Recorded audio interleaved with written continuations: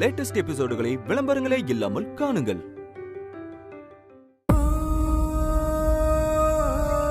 நீ ஆசைப்பட்ட மாதிரி யமுனா கார்த்திக் சார் கல்யாணம் நடக்கும். போய் மீனாட்சி அக்கா கிட்ட பேசு சக்தி.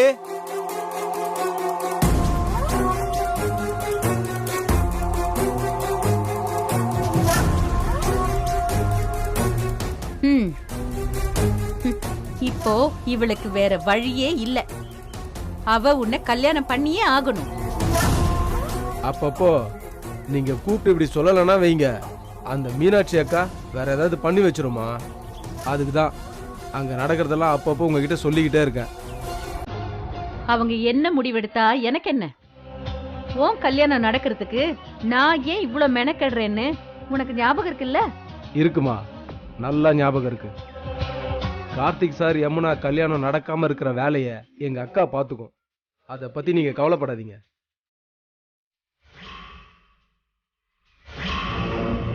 அம்மா அம்மா அம்மா அம்மா அம்மா என்னக்கா?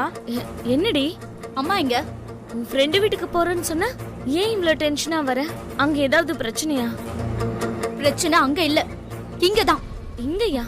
ஏய் அம்மா அம்மா அம்மா அம்மா ஏன் எல்லாரும் இப்படி பண்றீங்க? இப்ப என்ன பண்ணோம்? ஏன் வந்ததும் வராததுமா இவ்வளவு கேள்வி கேட்டுட்டு இருக்க? எல்லாரும் என்ன நிக்க வச்சு கேள்வி கேட்கும் போது என்ன பதில் சொல்றதுன்னு எனக்கு தெரியல. எனக்கு தெரியாம என்ன நல்லாமோ நடந்திருக்கு. ஜஸ்ட் ஒரு நாள் நான் இல்ல, அதுக்குள்ள இவ்ளோ விஷயம் எப்படிமா நடந்தது? இப்ப யார் உன்னை கேள்வி கேட்டா? நடந்ததுன்னா அப்படி என்னதான் நடந்துச்சு சொல்லு. ஏய், என்ன சொல்ற அவ? இவ என்ன பேசுறான்னு எனக்கு ஒண்ணும் தெரியலம்மா. என்னாச்சு சக்திகா? செல்வா வந்தாரா? ஓ, உனக்கு எப்படி தெரியும்? இப்ப அதுவா முக்கியம்? செல்வா இங்க வந்தாரா? ஆமா, அந்த புள்ள வந்தா. இப்ப என்ன அதுக்கு? ஏமா, நான் தான் அன்னைக்கே அவ்வளவு தூரம் சொன்னேன்ல, என் கல்யாணம் நடக்கணும், எல்லாரும் எனக்கு சப்போர்ட் பண்ணுங்கன்னு. அப்புறம் ஏன் எல்லாரும் இப்படி பண்றீங்க? சக்தி, நானும் தான் அன்னைக்கே சொன்னேன் இந்த கல்யாணம் நடக்காதுன்னு. அப்புறம் என்ன? என் கல்யாணத்தை நிப்பாட்டுறதா நினைச்சு நீ யமுனாக்கா கல்யாணத்தை நிப்பாட்டிக்கிட்டு இருக்கேன்னு. சக்தி, நான் உன் கல்யாணத்தை நிப்பாட்டேனா? நான் நிப்பாட்டணும்னு நினைச்சிருந்தா என்னைக்கோ, ஏய், ஒரே ஒரு நொடியில நிப்பாட்டி இருப்பேன். அவ்வளவு தூரம் சொல்லியும் நீ கோவில்ல வச்சு சத்தியம் பண்ணிட்டு வந்திருக்க அந்த பொறுக்கிய கல்யாணம் பண்ணிக்கிறேன்னு. அன்னையில இருந்து இப்ப வரைக்கும் என்ன பண்றதுன்னு தெரியாம அல்லாடிக்கிட்டு இருக்க. நீ என்ன சொல்ற? நான் இந்த கல்யாணத்தை நிப்பாட்டுறேன்னு. அடுத்து என்ன சொன்ன? என் மக, என் பொண்ணு, என் யமுனா கல்யாணத்தை நான் நிப்பாட்டுறேன்னு. பைத்தியக்காரி, நான் ஏண்டி அவ கல்யாணத்தை நிப்பாட்டணும்? யமுனா கிட்ட கார்த்திக் தம்பி வந்து வீட்ல எல்லாரையும் கூட்டிட்டு வரேன்னு சொன்னப்போ எந்த மறுப்பும் சொல்லாதபடி நானு. 40 பவுன் வரதட்சணை கேட்டாங்க அந்த அம்மா. அந்த பணத்துக்காக ராத்திரி பூரா கஷ்டப்பட்டு தனி ஆளா நின்னு 500 பேருக்கு சமைச்சு போட்டபடினா யமுனாவுக்கு ஒரு நல்ல வாழ்க்கை அமையாதா அமையாதா அமையாதான்னு ஒவ்வொரு நொடியும் துடிச்சுக்கிட்டு இருக்க. அப்படிப்பட்ட என்ன பார்த்து சொல்றியா யமுனா கல்யாணத்தை நான் நிப்பாட்டுறேன்னு? நீ இதெல்லாம் வேணும்னே செய்யறேன்னு நான் சொல்லல. ஆனா நடக்கிற ஒவ்வொன்னும் நமக்கு எதிராவே போகுதுன்னு சொல்றேன். அது விதி. பாரு சக்தி, விதியை யாராலையும் மாத்த முடியாது. விதின்னு ஈஸியா சொல்லாதம்மா. இங்க என்ன நடந்தாலும் அது புஷ்பாவுக்கு தெரியுது. உடனே கோகிலா அத்தைக்கும் தெரியுது. உடனே அவங்களும் அதை புடிச்சுக்கிறாங்க. பாவமா கார்த்திக் சார் அம்மாவை எதிர்த்து பேசவும் முடியாம, யமுனா அக்காவை மறக்கவும் முடியாம எவ்வளவு மனசு வருத்தப்படுறாரு. கொஞ்சம் யோசிச்சு பாருமா. இங்க பாரு சக்தி, நான் உனக்கு கேக்குறேன், அந்த பையன் தாயோட கோரிக்கையில எந்த நியாயமும் இல்லைனாலும் தன் தாய் பேச்சுக்கு மறு பேச்சு பேசாத அந்த கார்த்திக் தம்பிய பத்தி இவ்ளோ பேசுறியே, நம்ம யமுனா மட்டும் சந்தோஷமாவா இருக்கா? சக்தி, நம்ம வீட்ல 1000 நடக்கும். அதெல்லாம் யாருக்கும் கேள்வி கேட்கறதுக்கான உரிமையும் இல்ல, அதுக்கான தகுதியும் இல்ல, அவங்க கேட்கவும் கூடாது. ஒத்துக்கிறேன், அவங்க என் சம்பந்திங்க தான். அவங்க மேல 100 இல்ல 1000 மடங்கு அவங்க மேல எனக்கு மரியாதை இருக்கு. அதுக்காக நம்ம வீட்ல நடக்கிற விஷயங்களுக்கு அதுக்கு நான் பதில் சொல்ல தேவையில்லை, அதுக்கான அவசியமும் கிடையாது. அது சரி, இங்க செல்வா வந்தா அவங்க கேட்காம இருப்பாங்களா? அத்தனை பேர் முன்னாடி செல்வா கார்த்திக் சார அடிச்சிருக்காரு. அதுக்கு தான் செல்வா அவங்க வீட்டுக்கு போய் அவங்க அம்மா கிட்ட மன்னிப்பு கேட்டார்ல, அப்புறம் என்னவா அவங்களுக்கு? அது மட்டும் இல்ல சக்திகா, கார்த்திக் சாரும் செல்வாவும் எப்பவோ ஃப்ரெண்ட் ஆயிட்டாங்க. நாம தான் இன்னும் அந்த பிரச்சனையே பேசிட்டு இருக்கோம்க்கா. கேட்டுக்கிட்டியா? நீங்க 1000 சொன்னாலும் செல்வா இங்க வந்து போனத என்னால ஏத்துக்க முடியாது. இதுல சங்கிலி சொல்றான், நைட்டு செல்வா நம்ம வீட்ல தங்கி இருந்தாரா? சங்கிலி இன்னொரு தடவை அவெல்லாம் ஒரு ஆளு. முதல்ல அவன் யாருடி? என் வீட்ல நடக்கிற விஷயத்தை பத்தி பேசிக்கிட்டு இருக்கான். அவனுக்கெல்லாம் என்ன தகுதி இருக்கு? இங்க பாரு சக்தி, என்ன நடந்ததுன்னு தெரியாம நீ பாட்டுக்கு பேசிட்டு இருக்காத. அவன் நைட் இங்க தங்குற அளவுக்கு என்னக்கா நடந்துச்சு?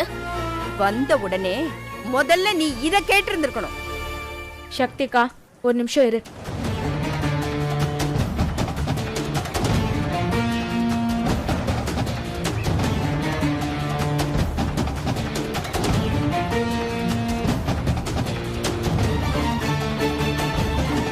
என்ன அப்படி பாக்குற? இவ்ளோ நேரம் எங்க எல்லாரையும் நிக்க வச்சு கேள்வி கேட்டியே, அது எல்லாத்துக்கும் இதுதான் பதில். இந்தா வாங்கி பாரு.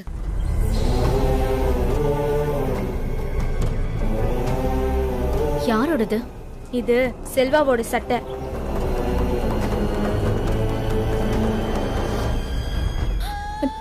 ரத்தக்கரை. ஆமா, ரத்தக்கரை தான். நம்ம அம்மாவுக்காக செல்வா சிந்தின ரத்தம் இது. இந்த சட்டை நம்ம வீட்ல எப்படி வந்துச்சு? இந்த சட்டையோட அவர் வீட்டுக்கு போனா செல்வாவோட அம்மா பயந்துடுவாங்கன்னு அவரோட ஃப்ரெண்ட்ஸ் கிட்ட வேற ஒரு சட்டையை கொண்டு வர சொல்லிட்டு இந்த சட்டையை எங்கே வச்சுட்டு அந்த சட்டையை போட்டு போயிருக்காரு. அத கூட நான் தான் சொன்னேன். சரியான நேரம் செல்வா மட்டும் அங்க வரலனா என் நேரத்துக்கு நீ என்ன அம்மான்னு சொல்ல நான் இருந்திருக்க மாட்டேன். என்னம்மா சொல்ற? துர்கா, அக்கா, நீ உன்னோட ஃப்ரெண்டு வீட்டுக்கு போயிட்ட, ஆனா இங்க என்னென்னலாமோ நடந்துருச்சுக்கா.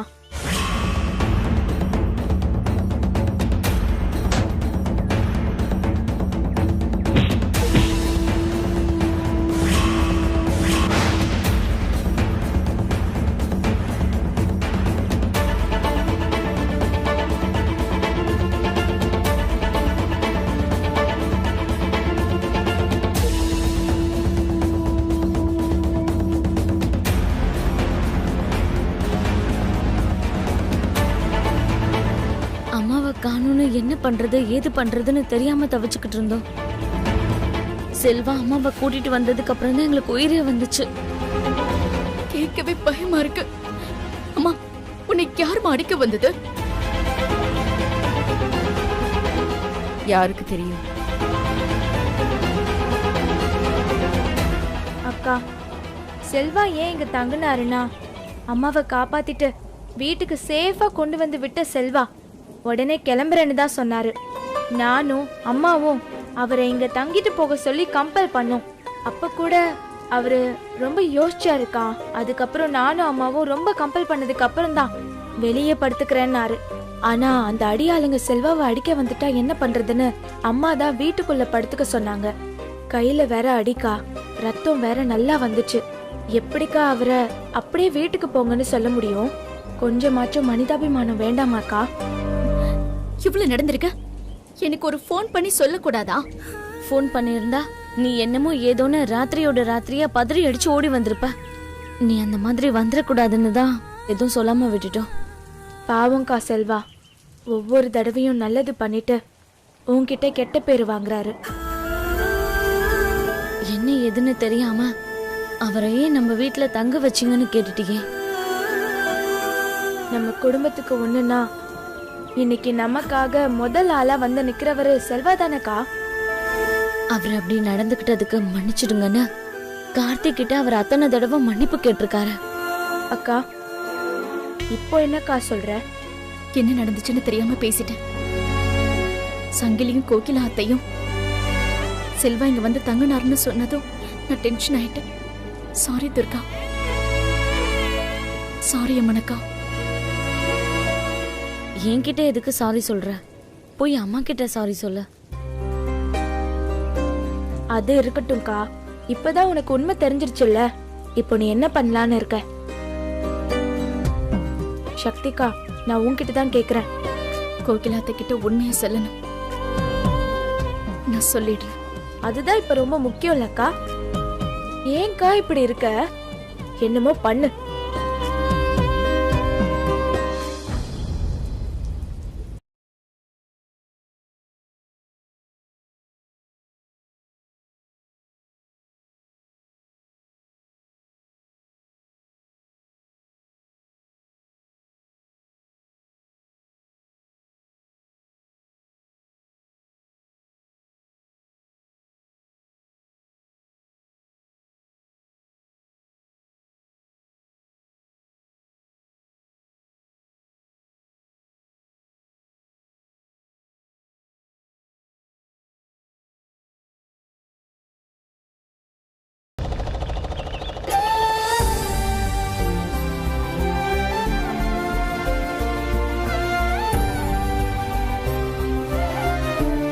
யாருன்னு உன் மேல கைய வச்சது சொல்லுனே.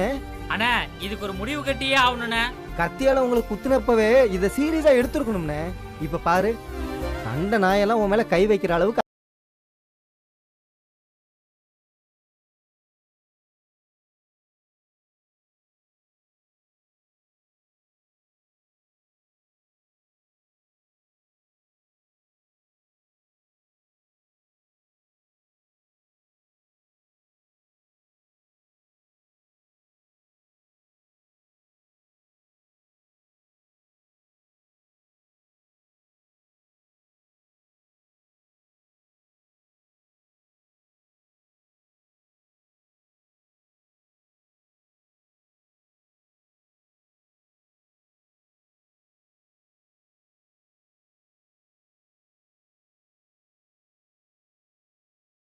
கண்டுபிடிக்கணும்.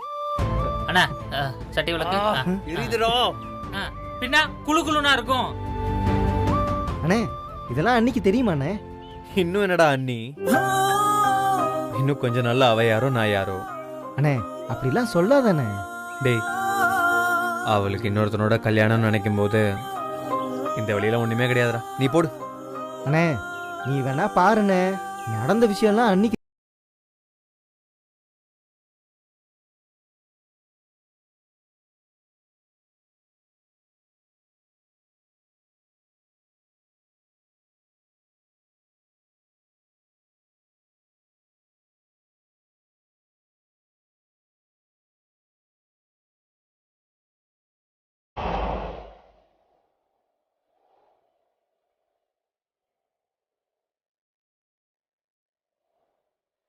டேய், திடீர்னு ஜில்லுன்னு காத்தடிக்குதுல. நல்ல கிளைமேட்ண்ணே. அண்ணா, மருந்து போட்டுறவா? அப்ப உள்ள நீ மருந்து போடவே இல்லையா? சுத்தம். நீ எரியுதுன்னு சொன்னிய, அதான் போடவா வேணாமான்னு யோசிச்சுட்டு இருந்தேன். முதல்ல மருந்த போடுறா, வழியில உசுறு போகுது.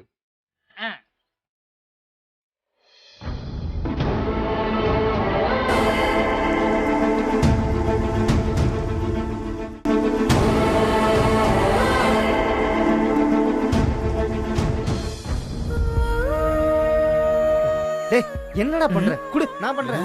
என்னடா? டேய், வா வா.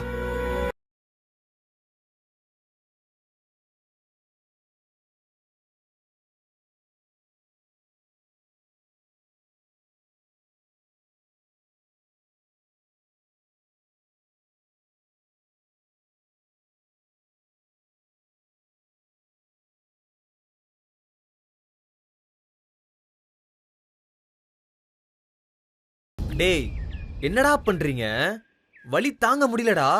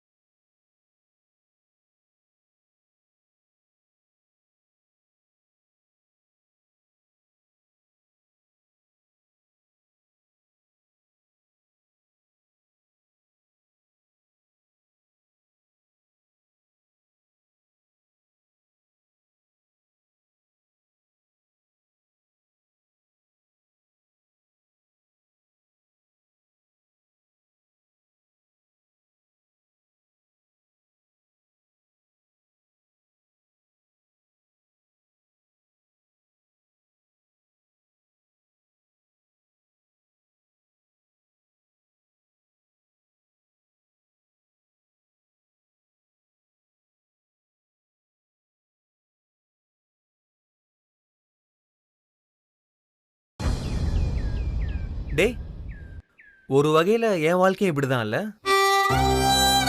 என்ன கல்யாணம் பண்ணிக்க போற பொண்ண எனக்கு பிடிக்கல, நான் கல்யாணம் பண்ண நினைக்கிற பொண்ணுக்கு என்ன பிடிக்கல. என்ன வாழ்க்கையில இது? திரியா, அடிக்கடி நீ ஒன்று சொல்லுவல எவ்வளோ ஜாலியா இருந்தோன்னு. நிஜம்தான்டா. இப்ப அதெல்லாம் நினைச்சு பார்த்தா கூட அவ்வளோ சந்தோஷமா இருக்குடா. சக்தியை எப்போ கோயில்ல முத பார்த்தனோ அப்போல இருந்தே என் வாழ்க்கையில ஸ்பெஷலா ஒரு வசந்தம் வீச ஆரம்பிச்சிருச்சுடா. உங்களுக்கு தான் எல்லாமே தெரியுமே.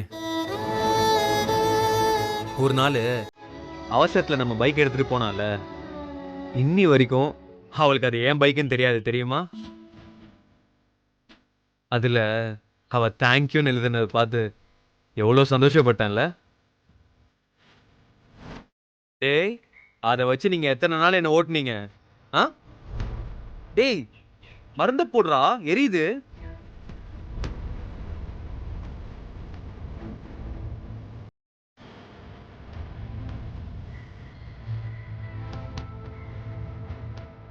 நான் எங்க போனாலும் அவ கரெக்டா அங்க இருப்பாடா. திரியா, நீ தானே ஏத்தி விட்ட இதெல்லாம் லவ்னு. நானும் நம்பினேன்டா. நமக்கு ஏத்த மாதிரியே எல்லாம் சொல்லி வச்ச மாதிரியே நடந்துச்சு. வேற ஒரு நாள் கலெக்டர் அவளை நடிக்க சொன்னோம்ல, அவ முகத்துல ஒரு சந்தோஷத்தை பார்க்கணுமே. அப்பப்பா அதை அப்பப்ப நினைச்சுக்குவேன். சக்தி கலெக்டர் ஆகிறதுக்காகவே பிறந்தவடா. அவகிட்ட என் லவ் சொன்னப்போ நான் அடுத்ததா சொல்ல நினைச்சதே உன்னை சீக்கிரமா கலெக்டர் ஆக்குறது தான் என்னோட ஆசையேன்னு. எங்க அதை கடைசி வரைக்கும் சொல்ல முடியாம போயிடுச்சு. டிகிரி அவளை பார்க்கறதுக்கு நம்ம எப்படிலாம் போனோம், எத்தனை வேஷம்லாம் போட்டோம். நான் கூட நினச்சிக்கிட்டேன் அவள் நான் லவ் பண்ணுறதை புரிஞ்சுக்கிட்டான்னு. ஆனால் அவள் மனசில் அப்படி ஒரு எண்ணமே இல்லை போல. அவள் ஃப்ரெண்டாக தான் நினச்சிருக்கா. நான் தான் முட்டாள்தனமாக என்னை லவ் பண்ணுறான்னு நினச்சிட்டு சுற்றிட்டு இருந்திருக்கேன். நான் ஒரு மடையன்டா. அவ கலெக்டரு, அவ கால் தூசி கூட வருவானா? அவ பார்வையில உங்க அண்ணன் பெரிய ரவுடிய வேற. அவளை லவ் பண்றதுக்குலாம் ஒரு தகுதி வேணும்டா. எனக்கு என்ன தகுதி இருக்கு? டேய், ஆனா இன்னி வரைக்கும் அவ என்ன ரவுடின்னு நினைச்சதுதான்டா ஒரு மாதிரி ஜீர்ணிக்கவே முடியல. என் மேல கோவம் ரைட்டு, அதுக்காக சங்கிலிய கல்யாணம் பண்ணிக்குவாளா? நான் கலெக்டர் ஆகணும், எனக்கு கல்யாணம் எல்லாம் வேணாம்னு சொல்லியிருந்தா அவ கூடவே நின்று அவளை கலெக்டர் படிக்க வைக்க எல்லா உதவியும் செஞ்சிருப்பேன். சரி இல்ல, எனக்கு கல்யாணம் நடந்தே ஆகணும், ஆனா எனக்கு உங்களை பிடிக்கலன்னு சொல்லியிருந்தா நானே பல்ல கடிச்சுக்கிட்டு அவளுக்கு ஒரு நல்ல பையனா பார்த்து முன்னாடி நின்று எப்படியாச்சும் கல்யாணம் பண்ணி வச்சிருப்பேன்டா. அந்த சங்கிலிய போய். ஆனா இன்னொன்னு யோசிக்கணும்டா திடியா. அவ மட்டும் என்ன விருப்பப்பட்ட சங்கிலிய கட்டிக்கிறா? அவங்க அக்கா யமுனாக்காக செய்யறா. பெரிய தியாகம் தான். இந்த காலத்துல யாரு செய்வா இப்படி? அவ கலெக்டர் ஆக முடியலன்னு நானே இவ்வளவு புலம்புறேனே. அவன் நிலைமை யோசிச்சு பாரு. எல்லாத்தையும் மனசுல போட்டு புதைச்சிட்டு எல்லாருக்காகவும் சிரிச்சு பேசிட்டு இருக்கால. பாவண்டா சக்தி.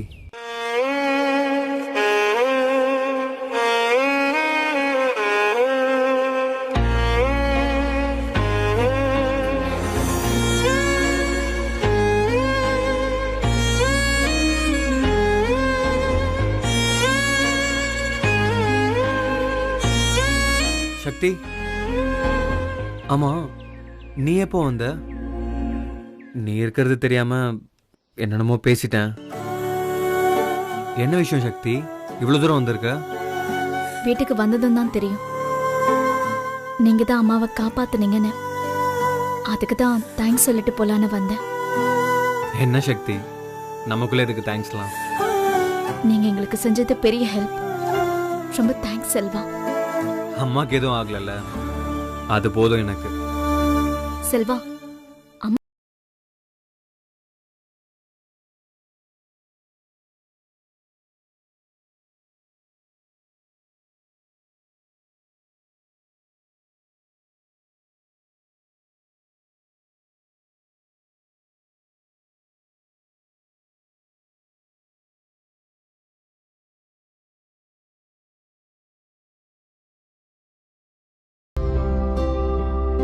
நீ வந்ததே தெரியாம நிறைய பேசிட்டேன். இப்பவும் சொல்றேன், என்ன பிடிக்கலன்னு சொல்றதுக்கு உனக்கு எல்லா உரிமையும் இருக்கு. அதுலலாம் எந்த தப்பும் இல்லை. ஆனா என் மேல இருக்க கோவத்துல யமுனாவோட கல்யாணம் நடக்கணுமேன்றதுக்காக சங்கிலியை மட்டும் கல்யாணம் பண்ணிக்காத. சக்தி, நீ மொத்தமா வேற சக்தி. அவன் தர, அவன் உனக்கு வேணாம் சக்தி. சக்தி, சொன்னா கேளு. என் தலையில என்ன எழுதியிருக்கோ அதுதான் நடக்கும். சீக்கிரமே எனக்கு கல்யாணம். அதுதான் நிஜம். அது மட்டும்தான் நிஜம்.